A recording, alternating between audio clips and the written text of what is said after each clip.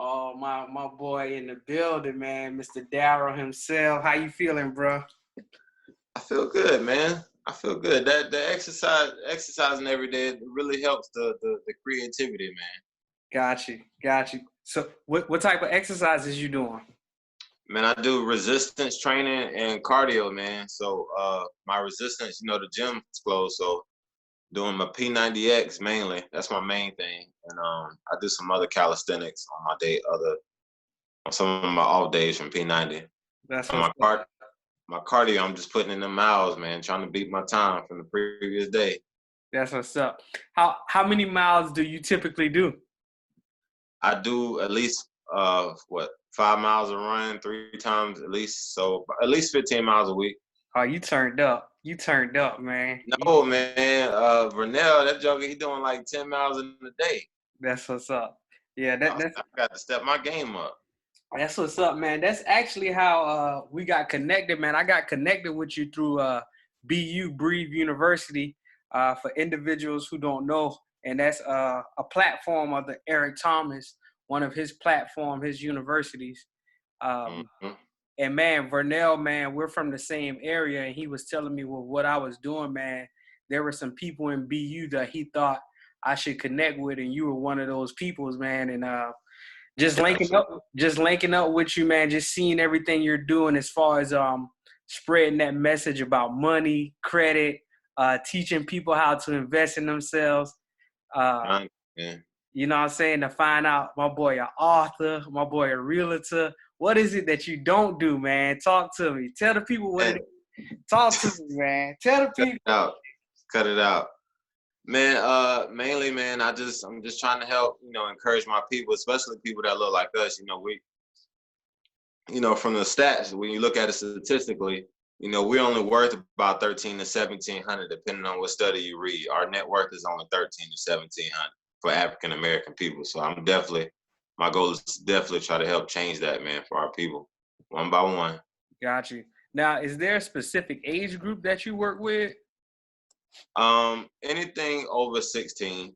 Perfect. Anything over that first job age, anything over there, I'll definitely try to work with them. That's what's up. Now, I saw that you rolled out this new company, man, this new business, and it's Bridge the Gap. Is that correct? Yeah, definitely. All right. Definitely. So talk to me. What is that, man? Man, Bridge the Gap, man, it's trying to help people bridge that gap, trying to help them take them from where they are, from where they want to be. And a lot of that gap is knowledge. That's why you check out the logo. The bridge is made of books.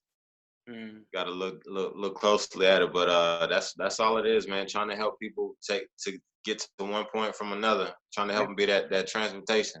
That's what's up, man. So and you said in the logo, the bridge is actually made of books. Yeah. Got you. Who came up with that concept?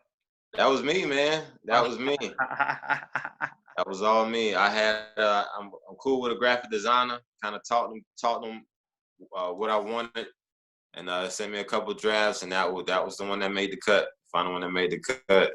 That's what's up, man. That's what's up. It's amazing that you said that, because right here, you know what I'm saying, what I got in my hand. Oh yeah. So, I got one of those too, man. Oh, okay. I see you, man. Yeah. And I just remember we met up at a realtor event out there in Columbia, South Carolina.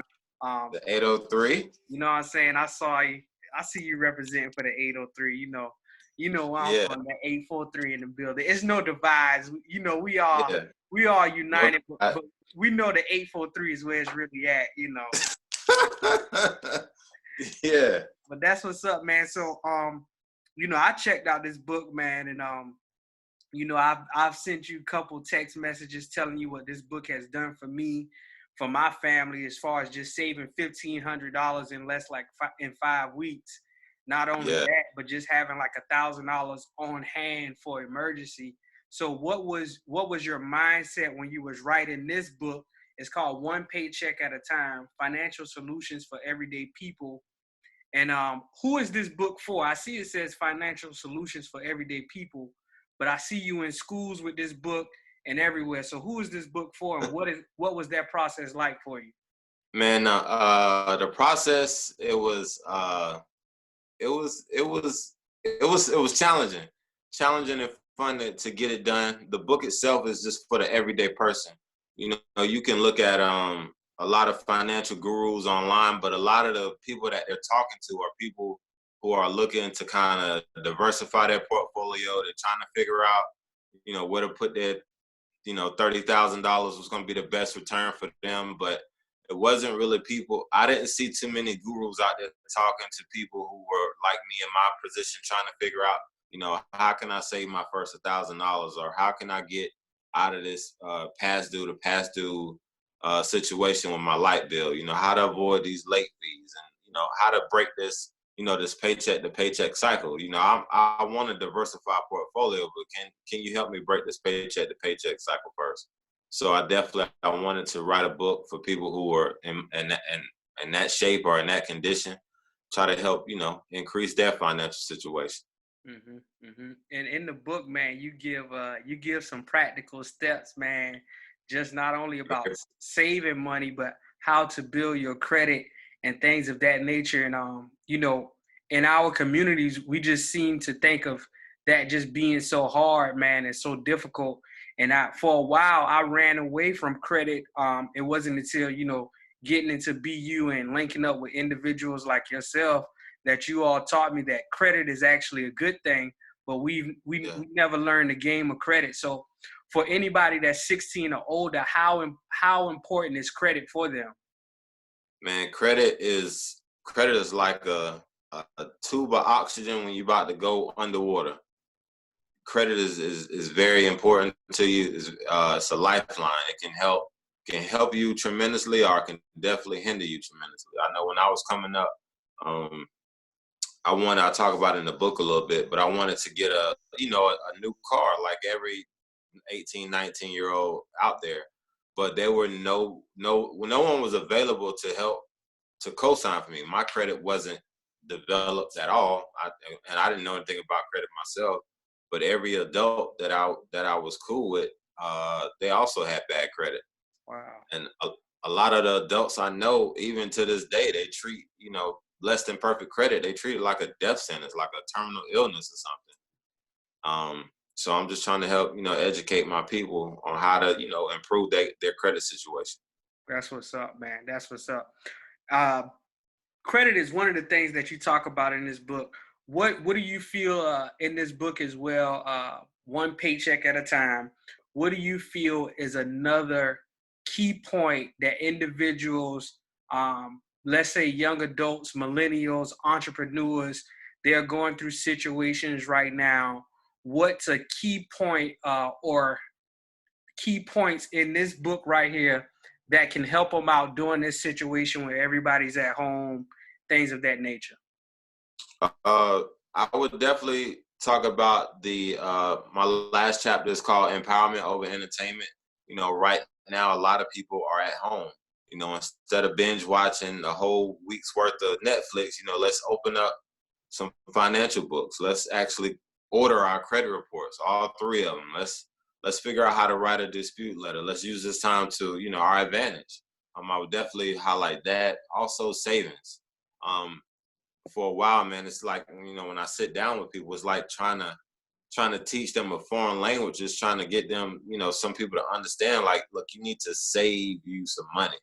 Save, get you some savings up, because you never know what's going to come. Like, we never knew Corona was going to hit like this before this, but some people now are in a good situation with this Corona. A lot of people aren't. So a lot of people, depending on the stimulus check to come through, so they can survive, and other people is just using it as a bonus. Like, hey, I'm about to go shopping with this, or use it to get out of debt. Definitely, another point would be budgeting. Basically, what I mean by budget is just to have a plan for your money. A lot of people, they hear the word budget and they think like, oh Lord, it's a restriction. I can't do this. I can't do that. But definitely, just think about budgeting as a plan for your money. Like, when we found out that we were really going to get the stimulus checks, me and the wife, we just kind of sat down and we kind of planned it out before we got it, what we wanted to do with it. Man, that's what's up, man. And the reason why I'm smiling so hard is because the things that you talk about in this book were actually the things that I applied in my life. And just saving that money, saving my first $1,000, and seeing what that did for me as a person, and seeing what it did for my wife, and seeing what it did for our household. And then when you were talking, when I'm talking to individuals and I have opportunities before me, it's like I'm speaking from a place of wealth, if that makes sense. And then you talk about budgeting. And man, I remember when we got on the phone the first time, he was like, "Yeah, you need to budget." I'm like, "Budget? I don't know budget." And Yeah. man, just since budgeting, man, just budgeting, like, it doesn't matter the amount that you're getting paid once you're budgeting, man. And I know in your book you talk about saving like $19.25 a week, so that you can Yeah. get that $1,000 in your account over a year. So my question, you've helped me so much that I want to help other people that are dealing with finances in my generation, in my area, in my era. I want to know, is there a perfect amount we should have saved in our accounts or somewhere? I would definitely say as much as possible, because you never know what life is going to throw your way. I would say save as much as possible. A good rule of thumb is at least 10% of your income. But also another good rule of thumb is at least 6 months worth of living expenses.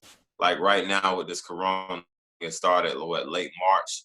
Now it's going on May. So this is a couple months that some people have been out of work. But if you look at the stats, the majority of people don't have $1,000 saved. I think a lot of, like 6 out of 10 working adults don't have at least $1,000 saved. Another study that showed most people can't afford a $400 emergency. And these are working adults. I think it was like 4 out of 10 people who can't afford a $400 emergency without selling something or without going into debt. So definitely having that savings, man, having that savings account there is definitely should be a priority for a lot of people. And also just, you'd be surprised how the small consistent, I talk about in the book, how the small consistent dollar always adds up. I know when when I'm presenting to people, one of the examples I have them do, or one of the things I have them do is to figure out how many years they've actually had a full-time job. And a lot of people is well over 10 years. So I'm saying to them, they should have at least $10,000 saved. Wow. But if you look at the stats, that's not true. But I'll say, hey, if you knew that you could, if you only save $19.25 a week, you would be at over $10,000 right now. And it's look a shock, it's a little gut punch. But now I had a undivided attention for the rest of my presentation. That's what I'm talking about. What in this lane, man, what makes you the expert in this lane? Like, what your personal experience, what is it that makes you the expert at this money thing, man? What makes you that expert? Man, just living it. Everything I talk about in this book, I lived it. I had to realize it. I had to study it, read it. This was years of my life, years of struggle, all compiled into one book that you can get through in a day. I had a few people get through it in a couple of hours, but it's a practical, down-to-earth book. What makes me the expert, man, is just living it, doing it, no helping hand, and now actually helping other people break that paycheck to paycheck cycle too. Yeah, man, you definitely helped me, brother. You definitely helped me, man. Appreciate that. You know what I'm saying? I talk that big talk now, man. You can't tell me nothing, man. I'll be talking trash to people now, man. It's a confidence booster. Hey, it's a different vibe, man. It's a different vibe, man. You just feel it, man. What's your mission in life, man? What's your mission? I want to help as many people as I can bridge that gap. I want to help them live a life that they feel like they were destined to live, not because of their circumstances, but because of their choices. They're choosing to live the life that they want to, man. Growing up with a lot of limited options, I hated it. Seeing other, working full elderly people, like I had a close family member say they wasted their life. Wow. That stuck. They were, they were terminally ill, and they said, I just feel like I wasted my life. And I don't, I want to help as many people as I can actually get to experience life to the fullest. I ain't exactly where I want to be at yet, but I've experienced fun. Like I've experienced being stress-free, or not stress-free, but not financially frustrated, so to speak. Like I've been in situations where I'm not really worried about money like that, because when you are struggling financially, that has a tendency to affect every area of your life. Like if you take somebody broke, I guarantee you it takes almost nothing to get them mad. It Mm, takes almost nothing to get them frustrated. mm, Takes next to nothing to get them to, be willing to yell and curse and all this other good stuff because they broke at the end of the day. mm. Dang, bro, you dropping some knowledge, boy. Ooh, I, I had I I had hope. I had to let that pause for a minute. I had to let that thing breathe. That's real. Okay. That's real, Yeah. man. And Just think about somebody broke, how easily they get mad, and it be over nothing. They always frustrated. They always complaining about something. That's just because their bank account balance low. That same person, they don't maneuver the same after them income taxes hit. They got a different swag to themselves. yeah, yeah, and that's true, Yeah. man. That's facts, man. That's facts, man. That's Yeah. what's up.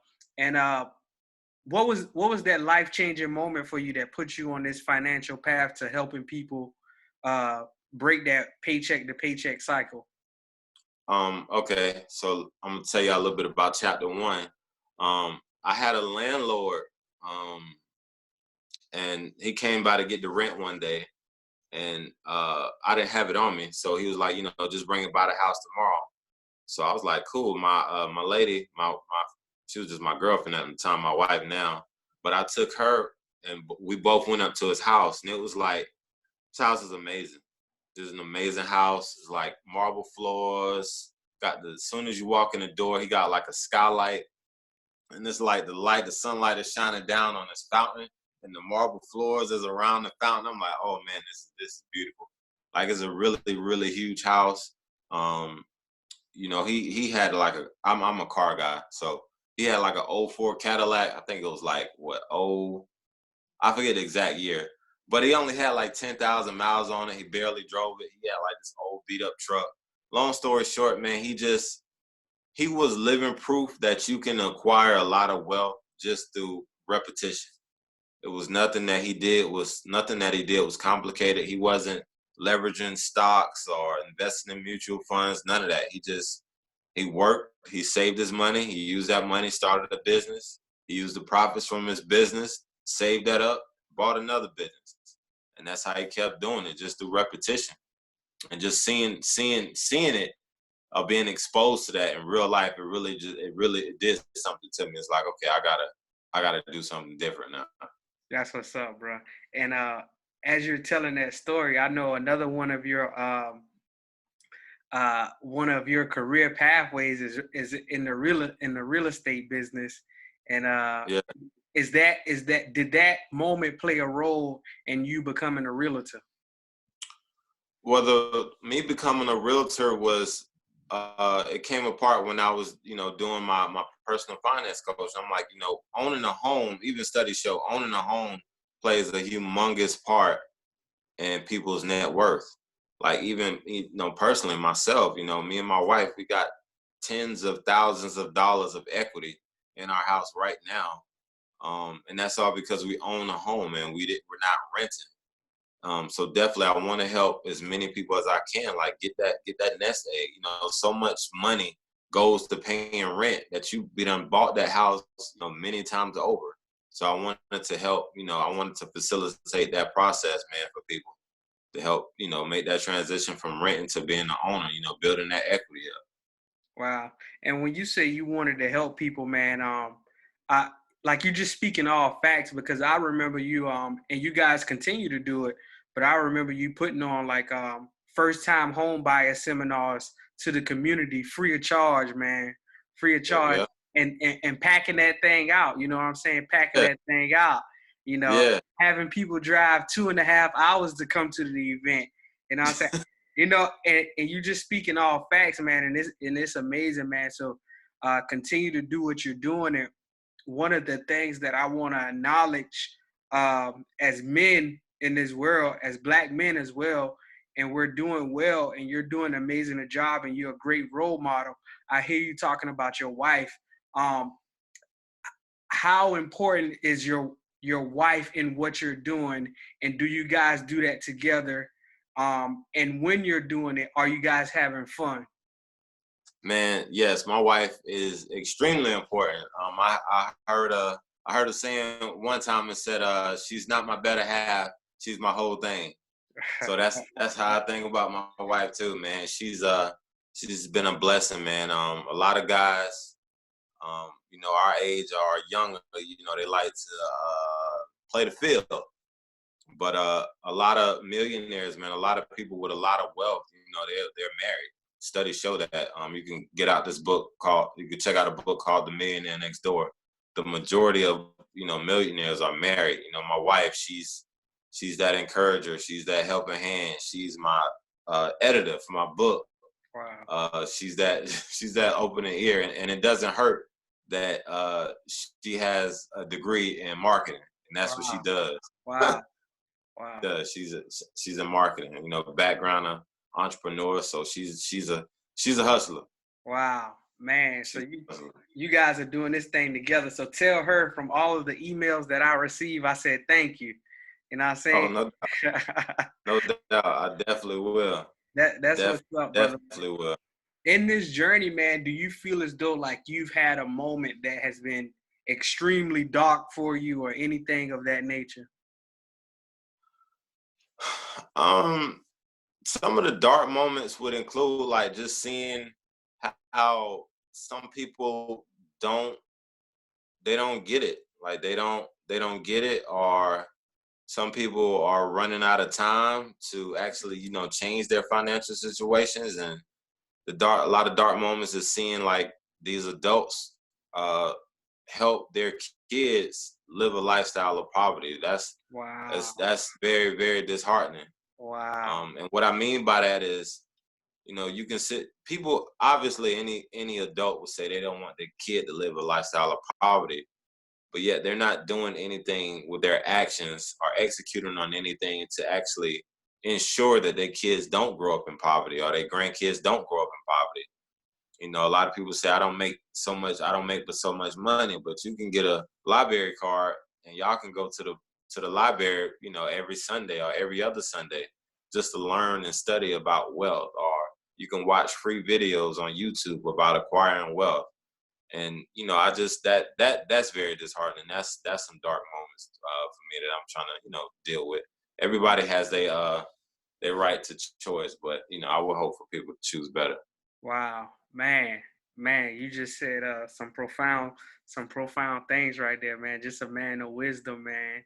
Uh, as we both know, I share my story about being on life support, having that near-death experience, man, and just playing off of that. If someone right now is maybe going through a financial situation and is not healthy for them, and they may be on life support, if you could give them any advice, what would that advice be? Man, I would tell them that this too shall pass. Time, I mean, you feel like you got the weight of the world on your shoulders. I would say embrace it. It's this movie called Facing the Giants, and it's a scene on there where this guy, he has to do what's it called, the death crawl. Mm-hmm. And he's doing the death crawl, and he looks up at the coach. He said, "Coach, it burns." And the coach looked back at him, and he said, "Then let it burn." If you're struggling financially, let it burn. Embrace it. Embrace how you can't go and buy and provide for your family like they need to. Embrace it. Let it burn. Let it burn the fact that you can't get approved for any type of credit, or let it burn that you can't get approved for a house. Let it burn. Embrace it. Even with Moses, when they was crossing that sea, he said, "I want you to take some of these stones out the water with you so you can tell the people what happened on this day." Take a memorial stone with you. Embrace it. Take a screenshot of your negative bank account, or take frame that letter that's saying that you need a cosigner. Embrace it. Let it burn. Get some memorials. Get some memorial stones. This is gonna pass. As long as you got life, you got options. So definitely. I like that myself. As long as you got life, you got options. So, yeah, I'm I'm ready. gonna have to put that in the meme. Yeah, I already registered. As soon as we done, I'm jotting that one down. Yeah. But definitely, man, definitely. Just embrace it, man. You know, everybody has been there. You know, every successful person has experienced failure in one way or another. Just know that it's gonna pass. You know, to a journal, identify what you feel like, identify how you got there, identify, you know, some of the things you could have done better. You know, like CJ like to say, you know, you got to self-assess, take that inventory of everything you did wrong, and you know what you can do better. Just embrace it, man. Them dark moments, you know, it's what makes us. It's what makes the light feel even better when we get there. So definitely, man, just hold on. That's what's up, man. If you're there. Once again, my boy Darryl in the building. We got the book, One Paycheck Yeah, at a Time. that looks really good. Financial solutions for everyday people, man. You can check my boy out. How can the people get in contact with you, man? I'm on Instagram at Darryl Boyles, same way it's spelled on the book. You can get the book off Amazon. Also, you can order from my website directly, onepaycheckbook.com. Facebook, I got a private Facebook group called Financial Fundamentals. This is where I share different financial advice. Other people share different financial content, just to try to help, you know, encourage that everyday person to, you know, build that wealth and you know, increase that money, that cash flow. That's what I'm talking about, man. Thank you for hopping on with me, man. I know your schedule busy, man. Tell the wife I said I appreciate your time, man. Anytime, man. Perfect. We gotta do this again sometime. You know it. We definitely are, man. Hold on.